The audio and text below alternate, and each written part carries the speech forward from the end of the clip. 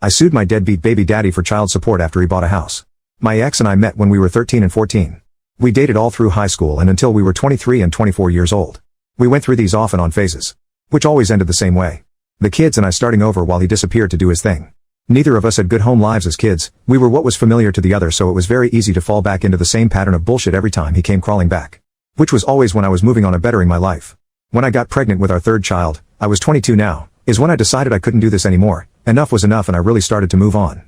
He was already into substances really deep at this point and he wasn't even close to the person he once was. But still I tried to live by 2 rules. 1.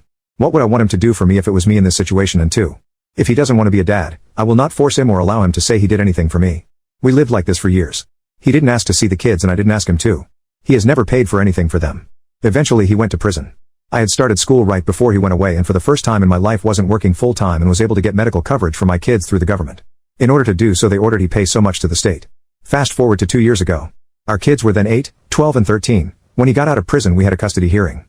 At the time of the hearing I had finished my classes and I was now working full-time and carrying insurance for the kids. The judge ordered that his payment for the kids' insurance be routed to me to pay for their insurance instead of wherever it goes when you're on assistance.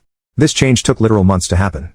I got a 7 months worth of back pay checks where it took so long for the changeover to happen, then a few more here and there. That slowly turned to nothing. Mind you, these were insurance checks based on a zero income, so they were $25 a week. Not much. At the beginning of this year I called the child support agency asking what was going on. Our kids are now 10, 14 and 15. I was told since he now has income and is ordered to pay insurance we had to file a new case. So I did.